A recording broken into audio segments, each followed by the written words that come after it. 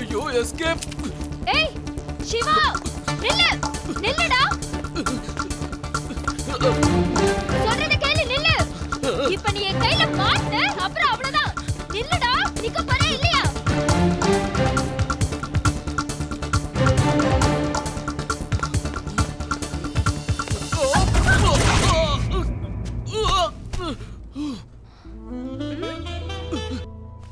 ஏய் நாலு இடத்துல திருடுறவனை கூட நான் மன்னிச்சு விட்டுருவேன்.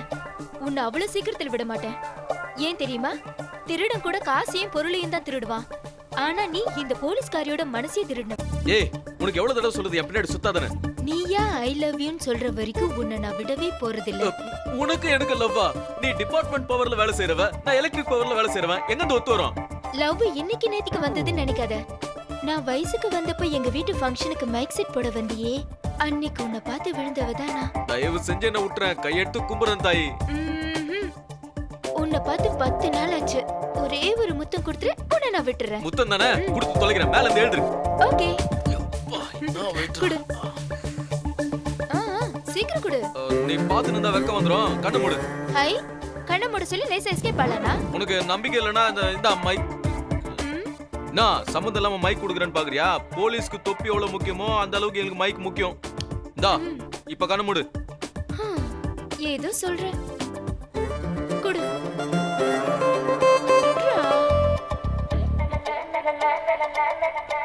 குடு.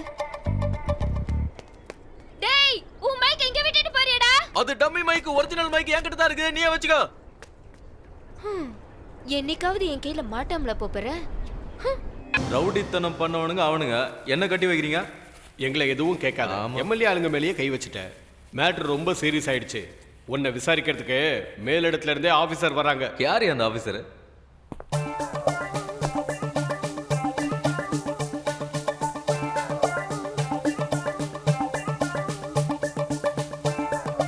உனக்கு எவ்வளவு திமிரு இருந்தா நீ அப்படி பண்ணிருப்ப? அவங்க அடிச்சாங்க, அதான் திருப்பி அடிச்சேன். ஏய் நீ எவன அடிச்சா எனக்கு என்ன? நான் அந்த கதையை கேட்கல. அன்னைக்கு நான் உன்கிட்ட ஒரு கிஸ் கேட்டதுக்கு என்ன சொன்ன? கண்ணு மூடிக்க சொல்லிட்டு ஏமாத்திட்டா ஓடி போற. இப்போ ஓடி போய் பார்க்கலாம்.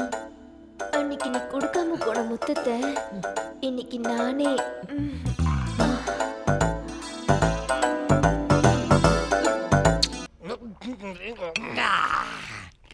இது நான் பொறுத்துக்க முடியாது. என் ரத்தம்லாம் கொதிக்குது, என் நரம்பெல்லாம் பொடிச்சுக்கிட்டு நிக்குது. என்ன அவகிட்ட பிரமாதமா இருக்கு, நீ இவன் பின்னாடியே சுத்திக்கிட்டு இருக்கான். அதுதான் எனக்கும் புரிய மாட்டேங்குது.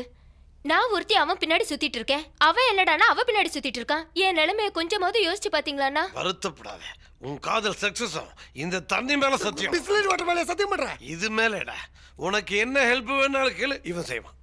நீங்க என்ன பண்ணாலும் அவனை வழிக்கு கொண்டு வர முடியுமா? வழிக்கு வர வச்சுட்டா நான் கேக்குறது நீ கொடுப்பியா? அது நடந்துருச்சுன்னா நான் என்ன வேணாலும் செய்வேன். அப்படின்னா ட்ரெஸ்ஸை கேட்டு எதுக்கு அரைச்சேட முழுச சொல்லி முடிக்கலையே. அரைக்குற அம்பட்ட வேலை செஞ்சா இப்படித்தாண்டா உதவுறோம். இதோ பாருமா, நீ எப்போ பார்த்தாலும் காக்கி சட்டையை போட்டுக்கிட்டு ஸ்டிஃபா லட்டி உருட்டிக்கிட்டே வருவேன். அது இல்லைனா ஜீன்ஸும் பனியனும் போட்டுக்கிட்டு வரேன். இப்படி இருந்தா எந்த ஆம்பளைக்கு தான் பிடிக்கும்? அதுக்கு நான் என்ன பண்ணணும்? அப்பப்பவாது நீ பொம்பளையா மாறணும். என்ன சொல்றீங்க? இந்த மாதிரி ஃபுல்லா கவர் பண்ற பேண்ட் பனியனை தூக்கி எறிஞ்சிட்டு சின்ன பிள்ளைங்க மாதிரி ஃப்ராக் போட்டுக்கிட்டு ஷேம் பப்பி ஷேம்ங்கிற மாதிரி வந்து நிக்கணும். அந்த ட்ரெஸ்ல உன்னை பார்த்த உடனே சும்மா சிலு சிலுன்னு அடிக்கிற காத்துல சிவா கலகலப்பாயிடுவான். அவன் கலகலப்பாயிட்டா நீங்க கொல கொலன்னு ஆயிடலாம்.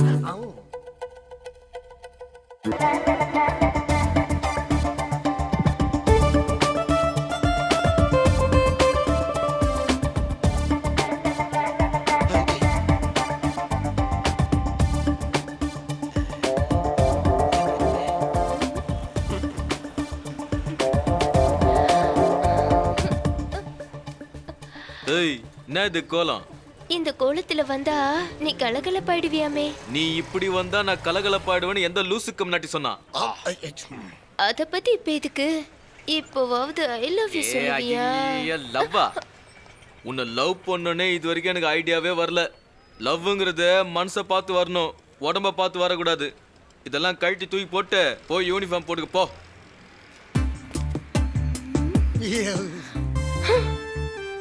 இப்படி பத்திரகாளி மாதிரி முறைச்சு பார்க்காத. அவனுக்கு பிடிக்கிற மாதிரி ட்ரெஸ் போட்டுவான்னு சொன்னா ஊருக்கே பிடிக்கிற மாதிரி வந்திருக்கியே. இப்ப எனக்கே ஒரு மாதிரியா தான் இருக்கு. வாய் மூடுங்க. லவ்னா என்னன்னு தெரியாது உங்ககிட்ட வந்து ஐடியா கேட்டனே என்ன சொல்லணும்? தப்பா எடுத்துக்காதமா. அந்த சிவாவை ஏதாவது செஞ்சு உன் வழி கொண்டு வரணும், அவ்வளவுதானே. இன்னொரு கோட்டை கரெக்ட் பண்ணேன்னு வச்சுக்கோ, ஐடியா கொட்டு. ஓகேவா? ஒன்னும் கொட்ட வேண்டாம். எனக்கு யூனிஃபார்மே அழகா இருக்குன்னு சிவா சொல்லிட்டாரு. அவரை எப்படி கரெக்ட் பண்ணணும்னு எனக்கு தெரியும். என்ன மாமா இது ஓசி கோட்டை திட்டு ஊட்டி முடிக்கிச்சே. பையனை வீட்டுக்கு கூட்டிட்டு வந்துட்டியா? நேத்து காலையில தான் கூட்டிட்டு வந்தம்மா. இந்தாம்மா உங்குலுசு. பையனை ஜாக்கிரதையா பாத்துக்க. என்னம்மா வட்டிக்கெல்லாம் காசு கொடுக்குற பொழுது? அதெல்லாம் ஒண்ணு இல்லடா.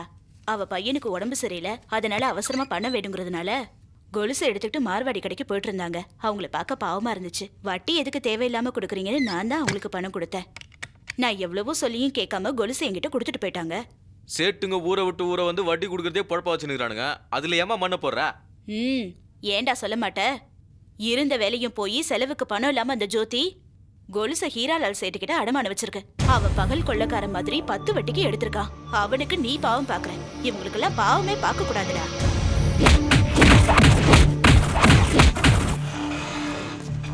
இந்த மணி அடமான வச்சு கொலுசு எதுக்கு சரியா இருக்குன்னு ஒரு தடவை பாத்துக்க. இப்படி திடீர்னு வந்து தந்தா எப்படி சார் வாங்கிக்க முடியும்? இருந்த பணமும் செலவாயிடுச்சு. இப்ப என்கிட்ட பணமும் இல்லையே. வேண்டாம் வேண்டாம், நீ பணமே தர வேண்டாம். இந்த கொலுசை மட்டும் வாங்கிக்க. இல்லைன்னா இந்த ஏரியால நான் கடையே நடத்த முடியாது. பாக்குறதுக்கு நல்ல பொண்ணா தெரியறியேன்னு நகையை வாங்கிக்கிட்டு காசை கொடுத்தேன். உனக்கு சிவாவுக்கு சம்பந்தம் இருக்குன்னு தெரிஞ்சா நிச்சயமா சொல்றமா இந்த நகையை வாங்கிருக்கவே மாட்டேன். உங்களுக்குள்ள 1000 கருத்து வேறுபாடுகள் இருக்கலாம், அதுக்கு நான் தான் கிடைச்சன. என் கடையில கொண்டு வந்து நகையை வச்சுட்டு என்ன இப்படி மாட்டி விட்டுட்டியே. எல்லாம் என்னோட போராத நேரம்னு சொல்லணும்.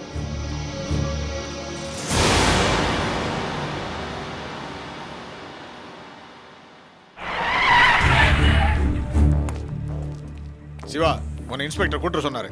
இன்னும் உன் மேல கம்ப்ளைண்ட் வந்திருக்கு. என் மேல கம்ப்ளைண்ட் பண்ற அளவுக்கு இங்க யாருக்கு தைரியம் இருக்கு? ஜோதின்னு ஒரு பொண்ணு, அந்த பொண்ணு தான் கம்ப்ளைண்ட் பண்ணிருக்கு.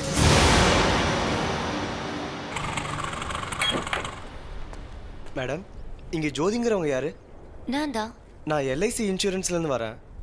இறந்து போன சூர்யா சார் இன்சூரன்ஸ் போட்டிருக்காரு. அதுக்கு நாமினியா உங்க பேர் தான் போட்டிருக்காரு. இதை கொடுக்க அவங்க வீட்டுக்கு போயிருந்தேன். அவங்க அப்பா அம்மா தான் சொன்னாங்க நீங்க இங்க இருக்கீங்கன்னு. இதுல ஒரு சைன் பண்ணுங்க மேடம்.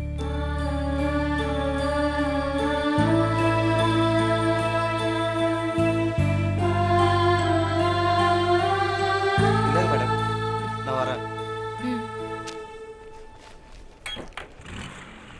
ஏமா ஜோதி, என்னமா இதெல்லாம்? நீ ரொம்ப நல்ல பொண்ணுன்னு நினைச்ச. நீ இப்படி நடந்துக்குவே நினைக்கல. உங்க பையன் மேல கம்ப்ளைண்ட் பண்ணேங்கிறதுக்காக கோச்சிக்கிறீங்க. ஆனா ஏன் செஞ்சேன்னு யோசிச்சு பாத்தீங்களா? என்னத்தம்மா யோசிக்க சொல்ற? அவ மத்தவங்க கண்ணுக்கு ரவுடியா தான் தெரியவா. ஆனா உண்மையிலேயே அவன் நல்லவமா. அவங்க பையன் அவங்களுக்கு நல்லவன். அவங்க என்ன செஞ்சுட்டு வந்தாலும் அதை நீங்க சகிச்சுக்கலாம். அத அடுத்தவங்க சகிச்சுக்க முடியாதுங்க. உன் விஷயத்துல அவ என்ன செஞ்சான்னு சொல்லு. அன்னைக்கு என்ன ரவுடிங்க கிட்ட இருந்து காப்பாத்திக்க நான் சிவா லவ்வர்னு சொன்ன ஒரே ஒரு பொய்க்காக இன்னைக்கு ஊர் முழுக்க நான் அவனோட லவ்வர்னு சொல்லிக்கிட்டு இருக்கான். அவனால என்னோட வேலை போச்சு. மார்வாடிய அடிச்சு உதைச்சிருக்கான். இதெல்லாம் நானா செய்ய சொன்னேன். கௌரவமா வாழ்ந்துட்டு இருந்த என்ன ரோடுக்கு கொண்டு வந்துட்டான். இது பாத்தீங்களா, என் சூர்யாவோட இன்சூரன்ஸ் பணம்.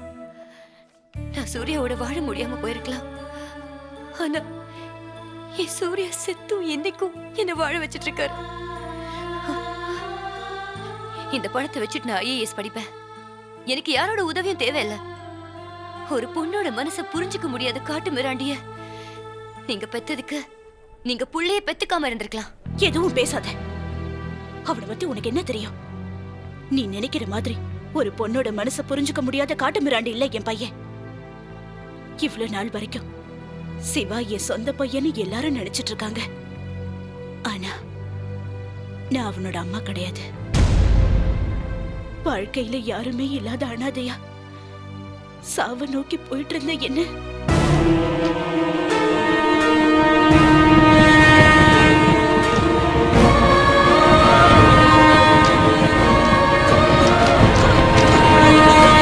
சாக விட.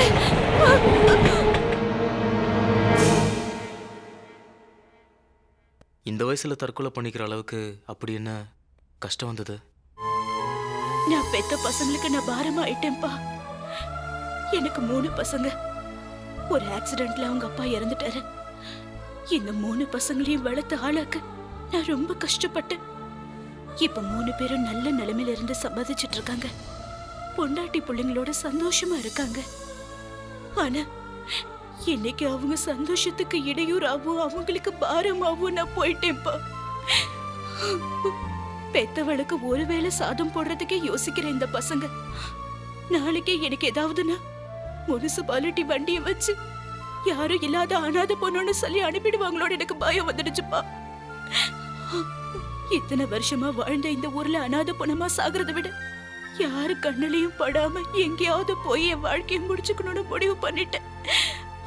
அந்த நேரத்துல தான் நீ என்ன காப்பாத்துன. நீங்க 3 பிள்ளைங்களை பெற்றிருந்தோம், யாரும் இல்லாத அனாதையா இருக்கீங்க. நான் யாருக்கு பிறந்தேன்னு தெரியாமலே அனாதையா வாழ்ந்துட்டு இருக்கேன். நான் உங்களை அம்மான்னு கூப்பிடவா? பிள்ளைங்களை தத்தெடுக்கிற பெத்தவங்களை நீ பாத்திருக்கலாம், ஆனா பெத்தவங்களை தத்தெடுக்கிற பிள்ளைய நீ பாத்திருக்கவே மாட்டேன். அம்மாவா என்ன தத்தெடுத்துக்கிட்டவன் சிவா.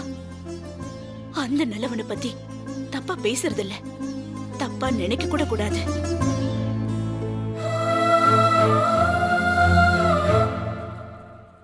ஏமா, உங்க சௌரியத்துக்கு கம்ப்ளைண்ட் கொடுப்பீங்க, உங்க சௌரியத்துக்கு வாபஸ் வாங்குவீங்க. நாங்க என்ன வேலை வெட்டி இல்லாதவங்களா? யோ, இங்க என்ன 9 to 9 வேலையா கிழியுது? ஏய், வாய மூடுறா. உள்ள வச்சாலும் அடங்க மாட்டேங்கிறிய. கொஞ்சம் இருமா, ஐயா கிட்ட கேட்டு வந்துடுறேன். யோ, அந்த இம்சையை வெளியே அனுப்பியா? இந்தம்மா, இதுல ஒரு சைன் பண்ணு.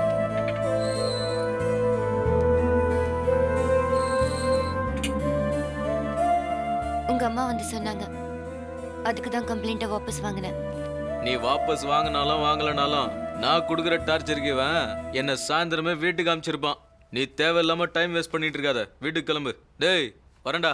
என்ன மரியாதைடா, உன்னால ஸ்டேஷன்லயே மரியாதை போகுது. அம்மா, ஐயாவுக்கு ஒரு தேங்க்ஸ் சொல்லிட்டு கிளம்பு.